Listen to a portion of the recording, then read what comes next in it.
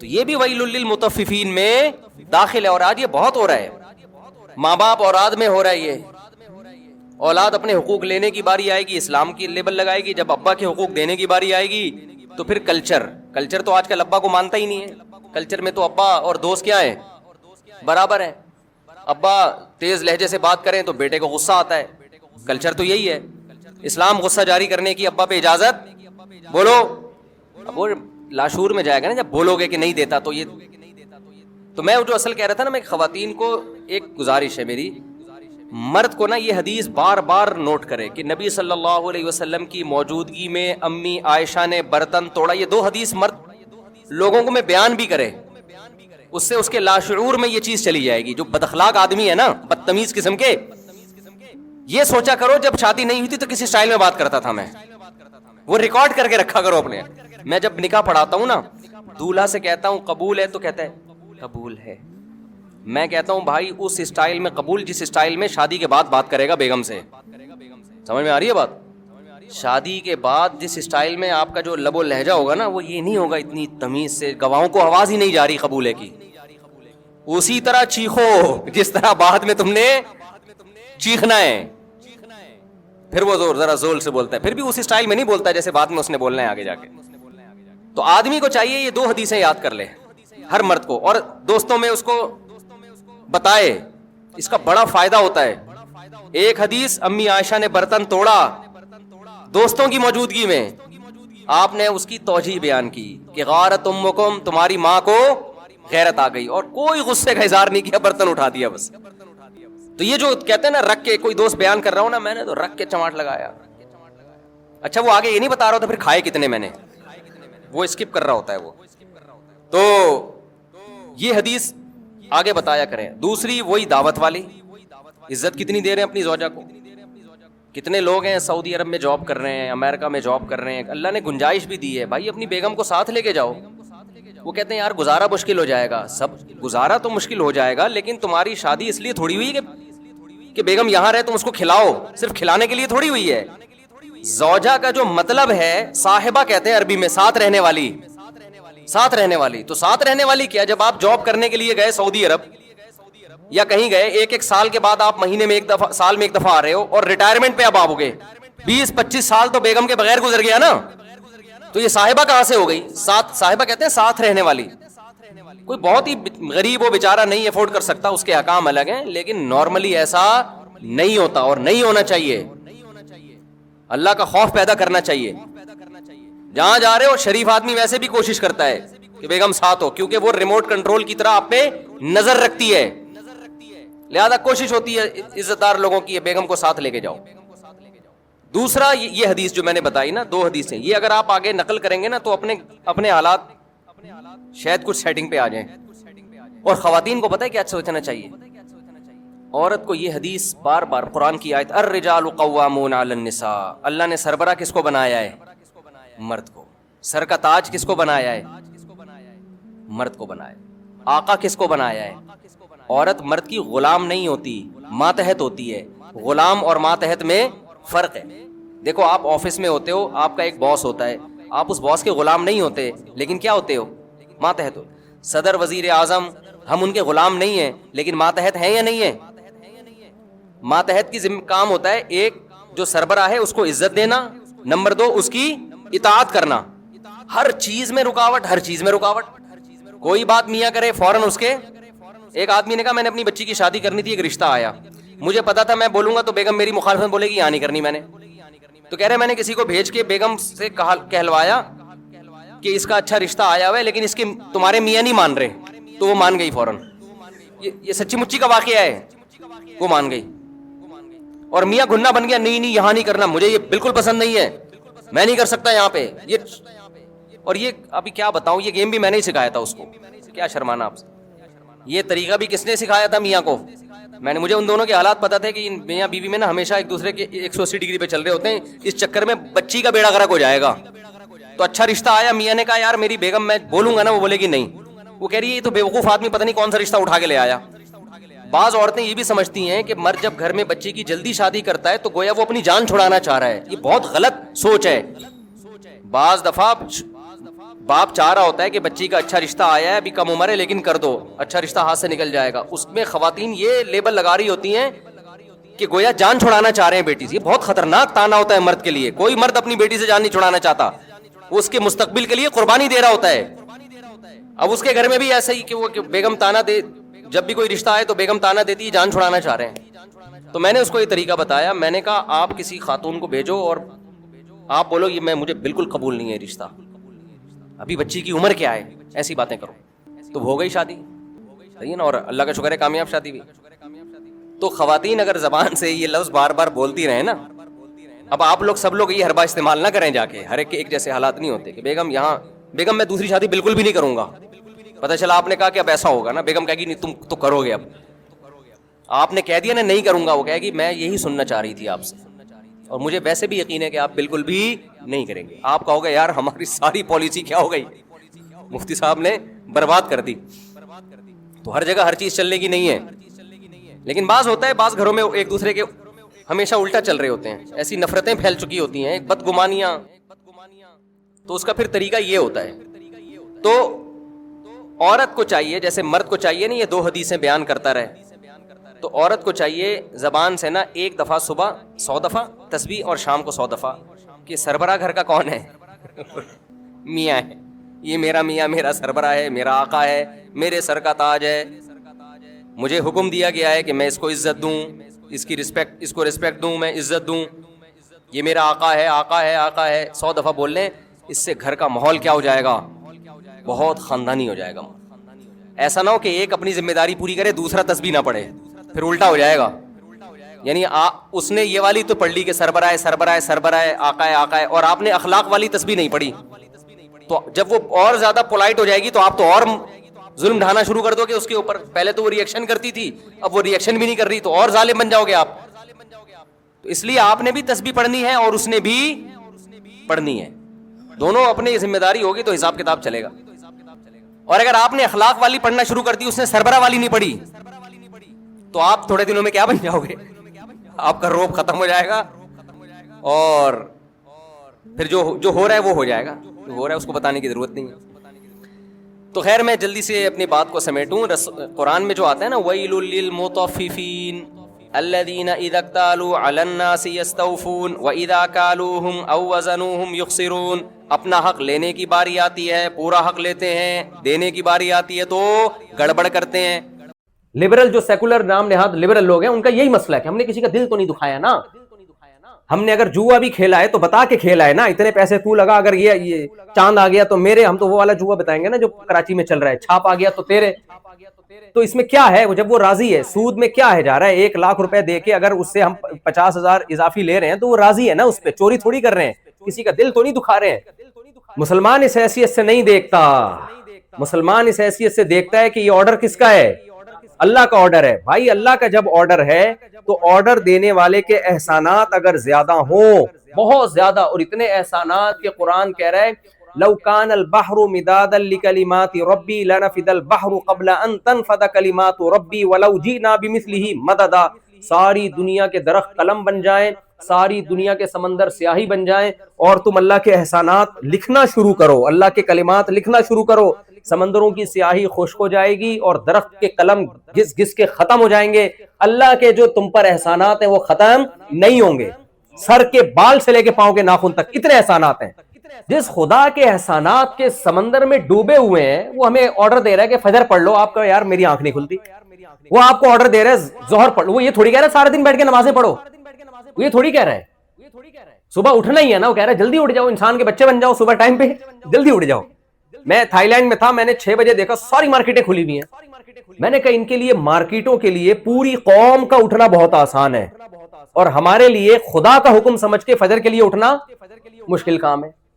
وجہ کیا ہے, کنفیوز ہے, پتہ نہیں خدا کا آرڈر ہے بھی یا نہیں ہے تو ہلکا لے لیا. ہلکا کیوں لیا, اس ہلکا لینے میں ایک تو نظریات کی خرابی, دوسرا ہلکا کہ 27ویں رات میں آپ رو کے دعائیں کریں تو اگلے پچھلے سارے کیا ہو جاتے ہیں, پچھلے تو ہوتے ہیں اگلے بھی وہ کرواتے ہیں ہم. تبھی 27ویں رات میں جب ختم قرآن کے موقع پہ لوگ دعائیں مانگ رہے ہوتے ہیں نا, ایسے نوجوانوں کو میں جانتا ہوں, ان کا عید والے دن فلم دیکھنے کا پورا پروگرام ہوتا ہے, ان کا پورا پلان ہوتا ہے کہ ہم فلم دیکھیں گے جا کے, اور نئی فلم آ رہی ہے عیدوں پہ, اکثر نئی فلمیں چلتی ہیں نا, تو اب تو پتہ نہیں پاکستان میں چل رہی ہیں کہ نہیں چل رہی, تو ہم جو ہے یہ کریں گے وہ کریں گے, اور پھر رو رو کے دعائیں ہوتی ہیں اور گرل فرینڈ کا فون بج رہا ہوتا ہے, اس کو کہتے ہیں ابھی تھوڑا دعا سے فارغ ہو جاؤں پھر بات کروں گا میں آپ سے. تو وجہ کیا ہے بھائی, آپ اللہ کے آرڈر کو کیا لے رہے ہو, ہلکا لے رہے ہو. رمضان میں جو ہر ایک کے گناہ معاف ہوتے ہیں نا, تو حدیث میں یہ بھی تو آتا ہے کہ بہت سے روزے دار ایسے ہیں جن کو روزے میں بھوک کے علاوہ کچھ بھی نہیں حاصل ہوتا, حالانکہ روزہ تو وہ بھی رکھ رہے ہیں. بہت سے راتوں کی عبادت کرنے والے ایسے ہیں جن کو بے خوابی کے علاوہ کچھ بھی حاصل نہیں ہوتا, یہ بھی تو ہے نا حدیث میں.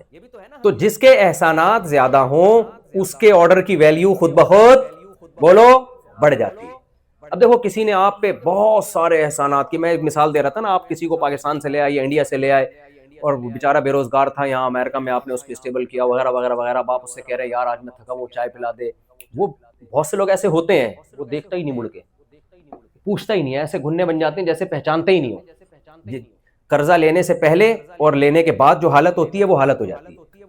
آپ قرضہ لیں, کل کسی نے مجھے کہا کہ میں اتنے قرضوں میں ڈوب گیا ہوں, میرے ساتھ تھوڑی سی تعاون ہو. میں نے کہا کس سلسلے میں ڈوبے ہو؟ کہتے ہیں میں نے بہت لوگوں سے, میں نے یعنی کاروبار کے سلسلے میں قرضہ لیا ہے, مجھ سے کوئی مشورہ لے رہا تھا کاروبار کے سلسلے میں نے قرضہ لیا ہے, تو اب میں کاروبار چلا نہیں, میں قرضوں میں ڈوب گیا ہوں, تو کچھ تھوڑا سا تعاون کر دیں. میں نے ساتھی سے کہا میں اگر اس کو دوں گا نا, اس نے جن لوگوں سے قرضہ لیا ہے ان کو واپس نہیں کرنا, اس نے دوبارہ سے کاروبار کرنا ہے, کیونکہ جب جیب میں دھیلا نہیں تھا کمبخت تمہیں کاروبار کرنے کی ضرورت کیا تھی, دوسروں کے پیسوں پہ کھیل رہے ہوتے ہیں. تو ایسے لالچی لوگ, میں نے کہا ان کو آپ جتنی بھی زکاتیں دے دو, یہ یاد رکھو ہمارے تجربوں سے کچھ چیزیں سیکھنے کی ہیں, یہ بھی میں قیام طعام کے لیے تھوڑا سا ٹریک سے اترا ہوں, یہ تجربوں سے سیکھنے کی چیزیں ہیں. جو لوگوں سے پیسے لے کے کاروبار کرتا ہے اپنا دھیلا نہ لگائے. پہلی بات, وہ کاروبار ڈبوئے گا تو لازمی, اگر وہ آپ کو پروفٹ کما کے دے رہا ہے تو سمجھو زیادہ بڑا فراڈی ہے وہ. بھائی کوئی صاحب بیٹھ یہ کام کرتے ہو تم, وہ ٹھیک ہوں گے, ان کے علاوہ کی بات کر رہا ہوں. ہاں, تو وہ جو پیسے لے گا نا آپ سے, وہ لے کے ڈبوئے گا پہلی بات, اور اگر پروفٹ دے رہا ہے تو زیادہ خطرناک ہے, وہ اعتماد بحال کر رہے ہیں تاکہ اور زیادہ دیں آپ, پھر آخر میں لے کے بھاگے گا وہ. اور دوسرا, بھاگنے کے بعد جب اس پہ قرضے چڑھیں گے تو پھر وہ لوگوں سے زکاتیں لے کے یہ نہیں کرے گا کہ جن کا قرضہ ان کو واپس کرے. وہ جہاں کہہ رہے 10 آدمیوں کا قرضہ چڑھا ہوا ہے تو ایک ان کا بھی چڑھ جائے تو کیا آ جا رہا ہے, تو اس میں کون سا ایسا ٹینشن والی بات ہے. تو جس کے احسانات کے بوجھ تلے آپ ڈوبے ہوئے ہو, اس کا چھوٹا سا حکم کی نافرمانی بھی یہ چھوٹی نافرمانی کہلاتی ہے یا بڑی نافرمانی کہلاتی ہے. تبھی تو اسلام میں سب سے زیادہ جن کے احکامات کی تاکید کا حکم ہے, جن کے ساتھ حسن سلوک کا حکم ہے, وہ کون ہے؟ بولے نا زبان سے, وہ ماں باپ ہے. اچھا, جس نے آپ پر احسان کیے یا آپ نے جس پر احسان کیا, اب آپ اس کا کوئی کام نہ کر رہے ہو تو کوئی قانون حرکت میں آتا ہے بھائی. ایک آدمی کو آپ نے چلنا سکھایا, ایک آدمی کو آپ نے بے روزگار تھا, بہت کچھ نواز دیا آپ نے, اب آپ اس سے چھوٹا سا کام کہتے ہو, وہ پہچاننے سے بھی انکار کر دیتا ہے, تو کوئی کیس ہو سکتا ہے اس کے خلاف؟ کوئی بھی نہیں ہو سکتا, کیونکہ یہ انلیگل نہیں ہے نا, یہ انلیگل نہیں ہے. لیکن یہ حلال ہے, حرام ہے, حرام ہے, اللہ نہیں چھوڑے گا قیامت کے دن. سمجھ میں آ رہی ہے بات کہ نہیں آ رہی؟ تبھی اسی سے یہ سمجھیں کہ جو والدین کو اولڈ ہاؤس میں جمع کرا لیتے ہیں, انلیگل نہیں ہے, یہ لیگل ہے. یہ امریکہ میں کیا ہے, یہ لیگل ہے, اور اس پہ کوئی کیس نہیں بنتا. گورا اگر اپنے ماں باپ کو اولڈ ہاؤس میں جمع کرا دیتا ہے تو کہتے ہیں لیگل ہے, اور کہتے ہیں وہاں زیادہ اچھے ہوتے ہیں, کیرم بورڈ بھی کھیلتے ہیں, سنوکر بھی کھیل رہے ہوتے ہیں, اور بہت کچھ ہوتا ہے وہاں پہ, اور وغیرہ وغیرہ. گھر میں وہ سب تو اولڈ ہاؤس کو ہمارے یہاں بھی پروموٹ کرنا شروع کر دیا. یہاں لوگ آتے ہیں, ولاگ بناتے ہیں, دیکھو اولڈ ہاؤس ایسی بری چیز نہیں ہے, بہت زبردست چیز ہے. میں کہتا ہوں تمہارا بھی انجام پھر اولڈ ہاؤس ہی ہوگا. یہ ولاگ بڑھاپے میں اپنے بچے کو دکھانا کہ بیٹا مجھے بھی وہاں جا کے جمع کراؤ. تو کوئی کیس نہیں بنتا, پاکستان میں بھی نہیں بنتا. لیکن مجھے ایک بات بتاؤ, اللہ چھوڑ دے گا؟ اللہ کہے گا تیری ماں نے تجھے پیدا کرتے ہی اولڈ ہاؤس میں کیوں جمع نہیں کرا دیا, یہ چائلڈ ہاؤس میں کیوں جمع نہیں کرا دیا؟ تیری ماں نے کیوں تجھے سنبھال کے رکھا تھا؟ تیرے باپ نے کیوں تجھے گود میں اٹھائے اٹھائے گھومتا تھا؟ تیری پریشانی پہ وہ پریشان ہوتا تھا, تیری غم پہ وہ رویا کرتا تھا, تیری خوشی پہ وہ خوش ہوا کرتا تھا. یہ اس کے جذبات تھے. قانون اس پہ مجبور نہیں کر رہا تھا. قانون ملازموں کو مجبور, قانون ایئر ہوسٹس کو مجبور کرتا ہے کہ مجھے بٹن دباؤں تو چائے پلائے. نہیں پلائے گی, اس کی کمپنی اس کو نکال دے گی. ماں اور باپ کو کوئی مجبور نہیں کرتا, وہ اپنی محبت میں اولاد کی خدمت کرتے ہیں. اللہ یہ کہتے ہیں جس نے تمہیں بچپن میں محبت دی, جب وہ بوڑھے ہو گئے تو تم نے ان کو بھولنا نہیں ہے. اگر تم ان کو بھول گئے, تم نے اس محبت کا بدلہ نہیں دیا جو دنیا میں انہوں نے دیے بچپن میں تمہیں, تو دنیا کچھ نہیں کہے گی, میں نہیں چھوڑوں گا میں, کیونکہ یہ احسان فراموشی کی بدترین مثال ہے. یہ جس کے احسانات زیادہ ہوتے ہیں اس کے آرڈر کی ویلیو خود بخود بڑھ جاتی ہے. تو سب سے زیادہ احسانات کس کے ہیں میرے بھائی؟ اللہ کے احسانات ہیں. اب ہونا یہ چاہیے تھا کہ اسلام نے بتایا اللہ کے احسانات ہیں, لہذا اللہ کے احکام کو فالو کرو. احسانات کا بدلہ دینے میں نا سب سے بڑی رکاوٹ ہوتی ہے آپ کے خواہشات. مثال کے طور پر آپ اسٹیبل ہو گئے, کسی نے آپ پر بڑے احسانات کیے, اب آپ کو ظاہر ہے اس کی بات, اس کا کام کرنا پڑے گا, اس کی خدمت کرنی پڑے گی. انسان اس سے جان چھڑاتا ہے, انسان چاہتا ہے کہ میں آزاد رہوں, مجھ پہ کسی قسم کی کوئی ذمہ داری نہ آئے. تو اس کا ایک طریقہ تو یہ کہ بے شرم بن کے آپ یہ کام کریں. آپ جمشید کو بول دیں تم نے مجھ پر یہ احسانات کیے تھے, ٹھیک ہے میں مانتا ہوں, لیکن میں اس کا بدلہ نہیں دوں گا, تمہیں جو اکھاڑنا ہے اکھاڑ لو. اس سے کیا ہوتا ہے, انسان بدنام ہوتا ہے کہ نہیں ہوتا؟ لوگ کہیں گے دیکھو احسان فراموش ہے, مانتا ہے کہ اس نے احسانات کیے لیکن بدلہ نہیں دے رہا. لیکن عزت دار آدمی ایسا نہیں کرے گا. عزت دار آدمی اگر بے شرم اور بے غیرت ہو جائے نا, تو وہ یہ ماننے سے ہی انکار کر دے گا کہ جمشید کے مجھ پر احسانات ہیں, کیونکہ اس کو پتا ہے میں نے اگر یہ مان لیا, میں نے اگر یہ تسلیم کر لیا, تو دنیا کہے گی کہ مانتا بھی ہے, اس کے بعد بھی اس کے ساتھ تیرا یہ سلوک ہے. تو اپنے آپ پہ اچھا لیبل لگانے کے لیے کہ ہم بہت اچھے ہیں, دنیا ہمیں اچھا سمجھے, اس کا بہترین طریقہ یہ کہ جس نے احسانات کیے اس کے محسن ہونے کا انکار کر. اب دیکھو ہم پر سب سے بڑا حق اللہ کا ہے, کیونکہ اس کے احسانات سب سے زیادہ احسانات کس کے ہیں؟ لیکن جب اللہ کے احسانات ہم پر بہت زیادہ ہیں, تو اللہ جو مطالبہ ہم سے کرے گا, ہمارا ریلیشن سب سے زیادہ مضبوط کس سے ہونا چاہیے؟ اللہ سے ہونا چاہیے. سب سے زیادہ راضی کرنے کی فکر ہم کس کو کریں؟ اللہ کو, جس نے ہمیں بنایا.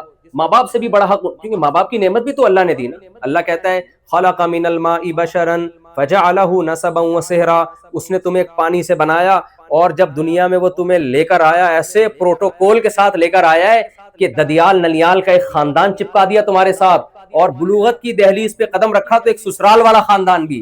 3 خاندانوں میں اس غلیظ پلید پانی کو جو کپڑے پہ لگ جائے تو نماز نہیں ہوتی, اس پانی کو یہ پروٹوکول دیا دنیا میں لاتے ہوئے اللہ تعالیٰ نے. تو جتنا یعنی ماں باپ سے بھی بڑا, ماں باپ کی نعمت دینے والے بھی کون ہیں؟ اللہ ہے. تو انسانیت کو اس پہ جمع ہونا چاہیے تھا کہ سب سے پہلے ہم نے اگر کسی ذات کو خوش رکھنے کی کوشش کرنی ہے تو وہ کون سی ذات ہونی چاہیے؟ خدا ہونا چاہیے. لیکن انسان ڈیڑھ ہوشیار, انسان کیا نکلا؟ ڈیڑھ ہوشیار. جو شہوت پرست ہے نا, اس کی خواہشات کا ایک سمندر ہے. تو اس نے کیا کیا, اس نے کہا کہ اگر ہم خدا کو مانتے ہیں تو خدا کے احسانات کو بھی ماننا پڑے گا.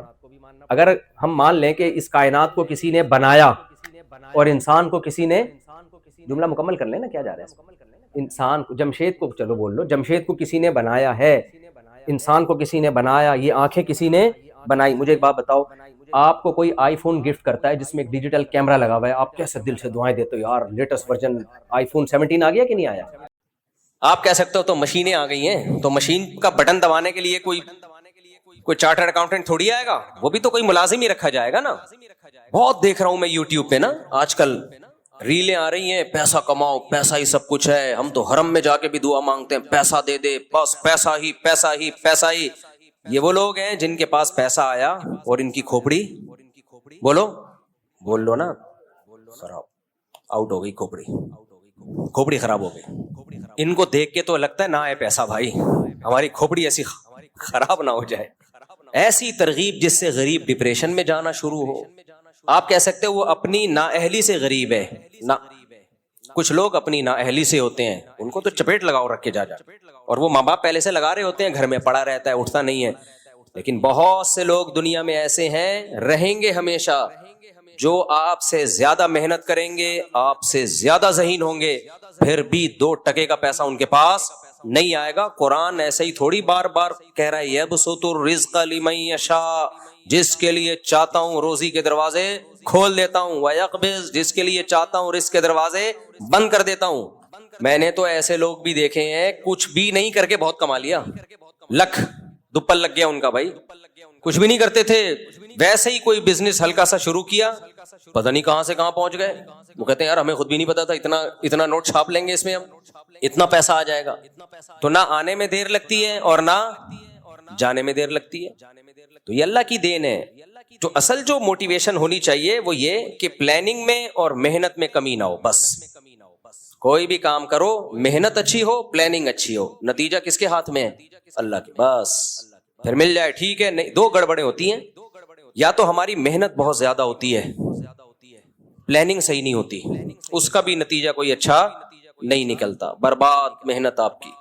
لوگ کر رہے ہوتے ہیں نا صحت کے لیے محنت بہت کر رہے ہو نا, ڈنڈ پیل رہے ہو, جا کے دوڑ رہے ہو, سیڑھیوں پہ جا رہے ہو, آ رہے ہو, اور چرس پی رہے ہو بیٹھ کے, نشہ کر رہے ہو بیٹھ کے, نیند لے نہیں رہے آپ. مثال کے طور پر جو سوتے نہیں ہیں نا ان کو ورزش سے فائدے کے بجائے الٹا نقصان ہوتا ہے, کیونکہ جب آپ ورزش زیادہ کرتے ہو آپ کو گہری نیند, کیونکہ ہماری باڈی کی ریپیئرنگ کب ہوتی ہے؟ نیند میں. اب باڈی کو ریپیئرنگ کا, ڈینٹنگ پینٹنگ کا موقع دے نہیں رہے آپ, اور اس کو کھپائے جا رہے ہو, اپنی انرجی کو استعمال کرتے جا رہے ہو, تو بیڑا غرق ہو جائے گا باڈی کا. جتنے بھی ماہر ہیں جو فزیکل فٹنس کے ماہرین ہوتے ہیں بولتے ہیں بھائی ورزش کرو گے تو گہری نیند ضروری ہے, اور ورزش کے بعد آتی بھی ہے گہری نیند. لیکن بعض لوگ ساری رات ٹی وی دیکھ رہے ہیں, موبائل دیکھ رہے ہیں, پھر آدھا گھنٹہ سوئے آفس چلے گئے, ان کے لیے ورزش بالکل بھی نہیں ہے, بیڑا غرق ہو جائے گا بھائی. تو اب وہ کیا ہے, محنت بہت زیادہ ہوگی, آؤٹ پٹ کیا ہوگا؟ زیرو. بعض لوگوں کی پلاننگ بہت ٹائٹ ہوتی ہے کہ یہ کریں گے یہ کریں گے, پلاننگ ہی پہ ساری زندگی گزر جاتی. جیسے جو اسکول میں بچے پڑھتے ہیں کہتے ہیں ہم ہفتے سے پڑھائی شروع کریں گے. مجھے بتاؤ یہاں کتنے لوگ بیٹھے ہیں وہ آیا ہفتہ آج تک ہے؟ مہینے کی اب 1 جنوری ہے نا, سال کا پہلا دن 1 جنوری, وہ ہماری زندگی میں ایک انقلاب لے کر آئے گا. سال کا پہلا دن 1 جنوری 2000, ابھی 25 ہے تو ہم 26 سے انشاءاللہ سب کچھ چھوڑ چھاڑ کے نیک پرہیزگار نیٹ کلین. میرے بھائی جس دن مر رہا ہوگا نا اللہ سے کہے گا اللہ 1 جنوری تک زندہ رکھ, اب تک تو جو ہوا معاف کر دے, آئندہ اللہ کہے گا معاف نہیں کروں گا میں. جنہوں نے کرنا ہوتا ہے آج سے کرتے ہیں بھائی, وہ ابھی سے کرتے ہیں, 1 جنوری سے نہیں ہوتا کچھ بھی. وہی بات ہے, پھر وہی مسئلہ خراب ہو رہا ہے. دوسری شادی کا بھی ایسے ہی, بہت سے لوگ کہتے ہیں ہم دوسری شادی کریں گے, وہ اس دن تم نہیں کرو گے, میں اسے کہتا ہوں تم نہیں کر سکتے, کریں پہلے یہ ہو جائے پھر بس کر یار, میں تو بس کسی اور کو سامنے کہانیاں سنایا کر جا کے, تو نہیں کر سکتا, تو باتیں بہت اچھی کر سکتا ہے, تو باتیں کیا کر, جب بھی باتیں کرنا ہو میرے پاس آ جایا کر اثر میں, تو بیٹھ کے یہ باتیں کر لیا کر. تو پلاننگ, قرآن نے بھی یہ بات کہی ہے, کیا زبردست بات ہے. یہ 2 باتیں یاد رہیں گی, ہارڈ ورکنگ اور پلاننگ. پلاننگ اچھی ہو اور ہارڈ ورکنگ. یہ اپنی طرف سے نہیں کہہ رہا, قرآن کہہ رہا ہے. دیکھو قرآن کیا کہتا ہے, الذین ضل سعیہم فی الحیاۃ الدنیا وہم یحسبون انہم یحسنون صنعا. کیا زبردست آیت ہے سورہ کہف کی. جیسے دنیا میں بہت سے لوگوں کی محنت ضائع ہوتی ہے کیونکہ ہارڈ ورکنگ اسٹرگل بہت ہے, پلاننگ کے بغیر ہے, سوچے بغیر ہے. اللہ کہتے ہیں ایسے ہی بہت سے لوگ دنیا میں بہت محنت کرتے ہیں جنت کے لیے, جائیں گے جہنم میں.